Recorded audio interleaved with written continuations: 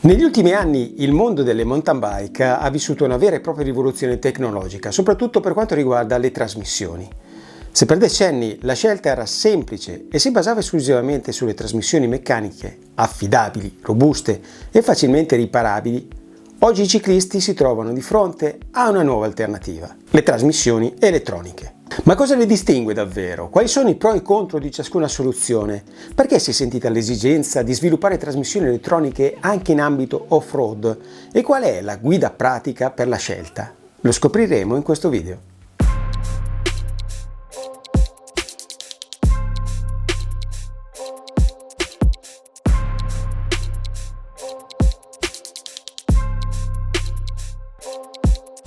Prima di iniziare vorrei chiedervi di iscrivervi al canale, a voi non costa nulla, mentre a noi darebbe la possibilità di portare contenuti sempre più interessanti. Per capire perché le trasmissioni elettroniche sono arrivate anche sulle mountain bike, bisogna guardare prima al ciclismo su strada. Le prime trasmissioni elettroniche, come lo Shimano Di2, sono nate con l'obiettivo di garantire cambi più precisi, rapidi e affidabili, anche sotto sforzo e senza la necessità di regolare manualmente i cavi nel tempo.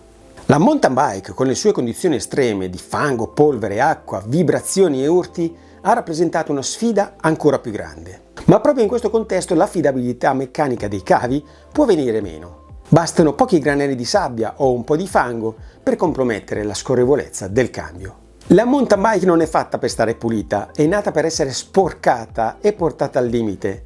E se c'è un ambiente in cui una trasmissione meccanica a filo mostra tutte le sue fragilità, è nelle gare a tappe come l'Appenninica, la 4Island, la Swiss Epic e la Cape Epic, gare dove io e Pierre abbiamo partecipato e dove ogni giorno può significare ore e ore sotto la pioggia, nel fango, tra sassi e guadi. Chi ne approfitta per lavare la bici. In questi contesti il nemico numero uno è il fango che penetra nelle guaine dei cavi. Basta un po' di melma o sabbia finissima per trasformare un sistema teoricamente affidabile in un incubo. Il cavo non scorre più, il cambio fa resistenza oppure peggio, non cambia proprio. Ci si trova a spingere rapporti sbagliati su salite tecniche o a perdere tempo nei tratti veloci. Nelle prime tappe della Cape Epic, per esempio, dopo i primi guadi le bici sembravano impanate nel cemento. Le guaine dei cavi raccoglievano sporcizia a ogni colpo di pedale. E lì, quando il cambio iniziava a diventare duro o smettere di rispondere, era evidente, non era più una questione di gambe, ma di meccanica. Un cambio bloccato può rovinare l'intera giornata, se non l'intera competizione. Pierre aveva il cambio a filo e alla Cape Epic ci ha fatto triburare parecchio, mentre io invece con il cambio elettronico non ho avuto alcun tipo di problema. Nessun cavo, nessuna guaina, solo pulsanti e segnali, sempre pronti a funzionare anche quando la bici sembrava appena uscita da un bagno di fango. Questo è forse il vero punto di svolta per la mountain bike moderna. Quando sei in gara in condizioni difficili, quello che vuoi è che tutto funzioni. Punto. E lì l'elettronico si dimostra superiore, non per moda, ma per pura efficienza. Da qui nasce l'interesse per una trasmissione che elimini completamente i cavi e funzioni in modo più prevedibile anche nelle condizioni peggiori. Le trasmissioni meccaniche sono quelle tradizionali, composte da cavi, guaine e comandi manuali. La forza del ciclista aziona il cambio tramite una leva, che a sua volta tira o rilascia un cavo per spostare la catena su un pignone diverso. Le trasmissioni meccaniche si basano su un principio semplice e collaudato. Una leva tira un cavo e il cambio si muove. Niente elettronica, nessun sensore o batteria. È meccanica pura. Finché il cavo è in buono stato e la guaina è pulita, il sistema funziona anche dopo anni di utilizzo. Per molti ciclisti questa solidità è sinonimo di tranquillità mentale, soprattutto in ambienti remoti. Uno dei vantaggi più evidenti è il prezzo. I gruppi meccanici, anche di fascia alta, costano molto meno rispetto alle controparti elettroniche. In più sono trasmissioni semplici, non ci sono batterie da ricaricare, firmware da aggiornare, né app da consultare. Monti la bici, controlli i cavi e pedali. Questo approccio plug and play è particolarmente apprezzato da chi preferisce la praticità alla tecnologia. Gli svantaggi sono la perdita di precisione nel tempo. Uno dei punti deboli principali della trasmissione a filo è la precisione del cambio, che tende a degradarsi con l'uso. Il motivo? L'allungamento del cavo o l'usura della guaina. Anche piccole variazioni possono alterare la posizione del deragliatore e causare salti di marcia o cambi imprecisi. I cavi si allungano o vanno spesso ritensionati. Sabbia, fango, polvere e acqua sono nemici dei cavi. Quando si infiltrano nelle guaine riducono la scorrevolezza, rendendo il cambio più duro e meno reattivo. Questo comporta una routine di pulizia, lubrificazione e sostituzione continua per mantenere la trasmissione efficiente. Se fate i giretti da 2 o 3 ore potreste non notarlo, ma se iniziate a fare gare marathon spalmati su più giorni, azionare continuamente le leve del cambio può affaticare le mani. Infatti, rispetto ai pulsanti elettronici, che richiedono una leggera pressione, le leve meccaniche necessitano di una forza maggiore per cambiare rapporto. E passiamo ai pro e ai contro delle trasmissioni elettroniche. Le trasmissioni elettroniche funzionano tramite attuatori motorizzati controllati da segnali elettrici inviati dai comandi. Spesso sono wireless e alimentate da una o più batterie ricaricabili. Con una trasmissione elettronica ogni cambio di marcia è identico, preciso, immediato. Non importa se è la prima salita del giorno o l'ultima discesa dopo 6 ore di gara, il deragliatore si sposta esattamente quanto deve, sempre senza incertezze.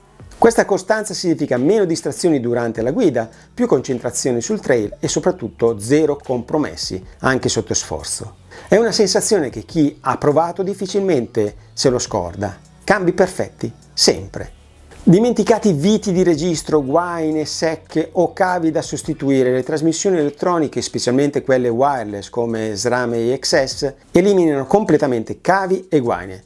Non esiste più l'effetto cambio che gratta o leva che va a vuoto. Una volta impostata, la trasmissione non si disallinea mai, anche dopo mesi d'uso intensivo o trasporti in auto e in aereo.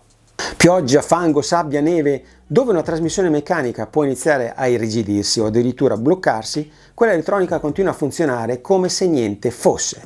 Il motivo è semplice: non ci sono cavi in cui può entrare sporco e i meccanismi interni sono sigillati e protetti.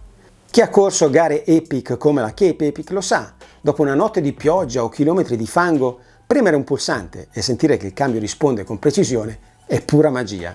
Un altro vantaggio invisibile ma potentissimo è la personalizzazione tramite app. Volete invertire la logica dei pulsanti? Impostare un cambio sincronizzato tra anteriore e posteriore? Attivare l'auto shift su e-bike? Tutto si fa in pochi secondi. Alcuni sistemi permettono persino di impostare una modalità in cui il cambio sceglie da solo il rapporto migliore in base a cadenza e potenza. Meno ingombro, nessun cavo che gira intorno al telaio, nessuna guaina che esce e rientra in 1000 punti. Il risultato? Una bici esteticamente più pulita, più facile da lavare e anche più semplice da montare o trasportare. Chi ha montato una bici da zero con trasmissione elettronica lo sa.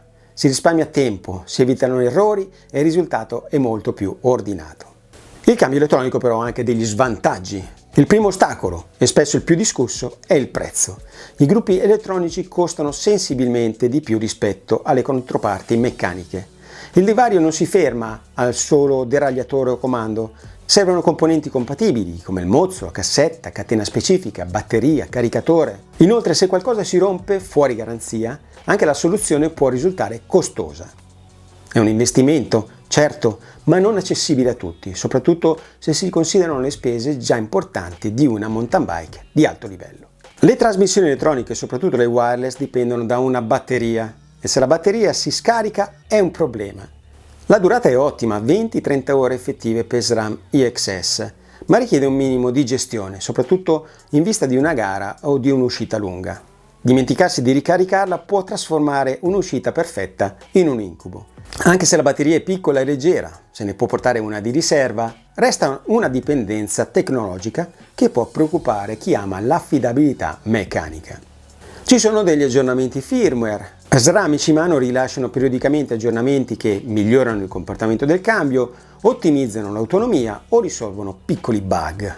Per installarli però serve una connessione via app come AXS o YouTube, uno smartphone compatibile e un minimo di competenza tecnologica. Chi non ha confidenza con questi strumenti può trovare tutto ciò un passaggio fastidioso o fuori dalla propria comfort zone.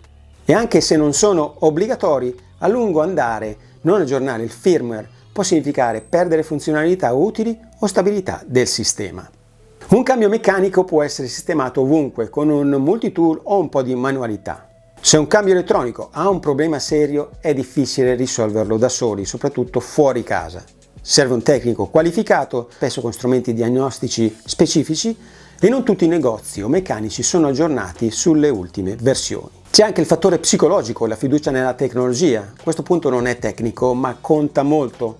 Alcuni mountain biker semplicemente non si fidano dell'elettronica. Hanno paura di restare a piedi a causa di un bug o di una batteria scarica. E anche se i sistemi elettronici di oggi sono molto affidabili, l'ansia di dipendere da un chip può pesare.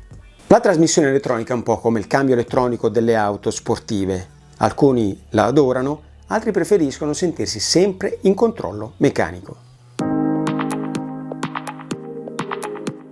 Attualmente SRAM è considerato il leader mondiale nelle trasmissioni elettroniche per mountain bike, soprattutto grazie alla sua gamma SRAM Eagle EXS. Questo sistema wireless ha rivoluzionato l'idea stessa di trasmissione, con un cambio posteriore motorizzato completamente privo di cavi, pulsanti ergonomici e una batteria facilmente rimovibile.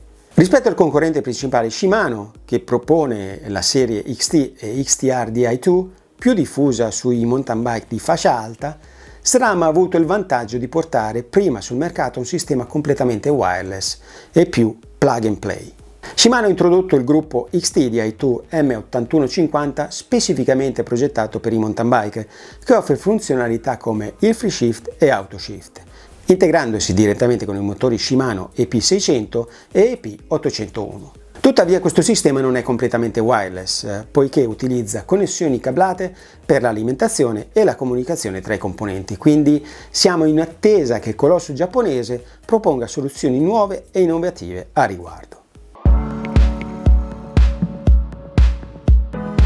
Quale trasmissioni scegliere? Scegliete la trasmissione meccanica se avete un budget contenuto. I gruppi meccanici costano meno sia all'acquisto sia nella manutenzione, ottimi per chi vuole qualità senza spendere troppo. Se siete alle prime armi o non vi sentite tech friendly, niente batteria, niente aggiornamenti, niente app, nessuna configurazione da fare. Se fate uscite brevi o medie su terreni non estremi per giri da 1, 2, 3 ore, senza troppi guadi o fango pesante, la trasmissione meccanica è ancora imbattibile per rapporto qualità e prezzo. Se siete dei rider evoluti, gareggiate o fate uscite molto lunghe in ambienti impegnativi con pioggia, fango e sabbia, l'affidabilità dell'elettronica vi cambia la vita. Con il cambio elettronico la prestazione è al top, le cambiate sono più rapide, precise e costanti in ogni condizione.